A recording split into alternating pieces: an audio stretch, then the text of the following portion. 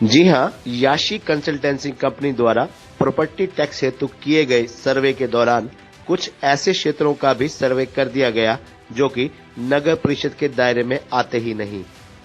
हालात ये है कि अब देवीदासपुरा के बाद किशनपुरा और विकास नगर के निवासियों ने भी प्रॉपर्टी असेसमेंट नोटिस लेने से इनकार कर दिया है। कॉलोनी निवासियों के साथ साथ पंचायती जनप्रतिनिधियों ने भी नोटिस बंटवाने में याशी कंसल्टेंसी की मदद करने से हाथ पीछे खींच लिए हैं। साथ ही ये बात कह दी है कि ना तो इन कॉलोनियों का नगर परिषद के अंतर्गत आने का कोई नोटिफिकेशन हुआ है और ना ही उनके क्षेत्रों में नगर परिषद बजट खर्च कर रही है। ऐसे में वे प्रॉपर्टी असेसमेंट नोटिस लेकर अपनी सिरदर्दी क्यों बढ़ाएं? गांव में ना तो उन्हें प्रॉपर्टी टैक्स भरना है, ना ही एनओसी वे दूसरे रिकॉर्ड चाहिए, मगर प्रॉपर्टी असेसमेंट नोटिस घर घर बांट रही याशी कंसल्टेंसी इसकी वजह से बड़ी परेशानी में फंस गई है, क्योंकि सर्वे के दौरान नगर परिषद के अधिकारियों के आदेश पर ही कंपनी यहां का सर्वे कर चुकी है, जिसमें हजारों प्रॉपर्टी आईडी तैयार की जा चुकी है और नोटिस भी बनकर तैयार हो चुके हैं। बता दें, किशनपुरा पिपली पंचायत के अंतर्गत आता है।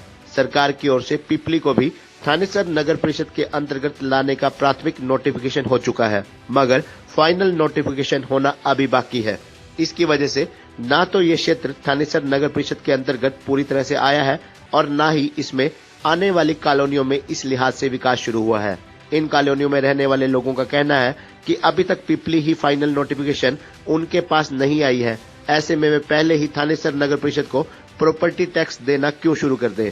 लोगों का कहना है कि इससे उन पर बेवजह की प्रॉपर्टी टैक्स का बोझ पड़ेगा और हर छोटे बड़े काम के लिए उन्हें नगर परिषद कार्यालय में चक्कर लगाने पड़ेंगे। ऐसे में वे अब तक प्रॉपर्टी असेसमेंट नोटिस नहीं लेंगे जब तक पूरी तरह से सरकार की ओर से नोटिफिकेशन नहीं किया जाता।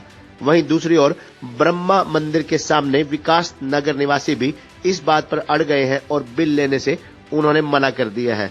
वहीं इस बारे में थानेसर नगर परिषद के एक्सीएन सुरेंद्र कुमार के अनुसार ये कॉलोनियां नगर परिषद के अधिकार क्षेत्र में पूरी तरह से आई है या नहीं, इसकी स्पष्ट जानकारी उनके पास नहीं है।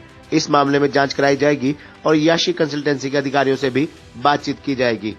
बता दें, याशी कंसल्टेंसी के कर्मी शहर में अब तक 36,934 प्रॉपर्टी असेसमेंट नोटिस बांट चुके हैं, जबकि 10,000 नोटिस अभी भी बकाया है। इनमें से ज्यादातर नोटिस किशनपुरा, विकास नगर और देवीदासपुरा के हैं, जबकि बाकी की दूसरी कॉलोनियों में रहने वाले कुछ लोग भी इन नोटिसों को लेने से मना कर चुके हैं। याशी कंसल्टेंसी कंपनी द्वारा किए गए सर्वे के दौरान जो नोटिस, जिन्हें सूचना पत्र भी कहा जा रहा है, ये शहर में जिन जिन क्षेत्रों में बांटे गए हैं, इनमें गलतियां देखने को मिल रही हैं। ये गलतियां प्रॉपर्टी मालिक के नाम, प्रॉपर्टी के साइज से व अन्य कई प्रकार की गलतियां सामने आई हैं, जिन्हें ठीक करने के लिए विधायक सुभाष सुधा के मार्गदर्शन में शहर के सभी वार्डों में लगातार कैंप लगाए जा रहे हैं, ताकि वार्डवासी नगर परिषद कार्यालयों में चक्कर खाने की बजाय इन वार्डों में अपने घर के नजदीक लगने वाले कैंपों में भाग लेकर इन गलतियों को ठीक करवा सके।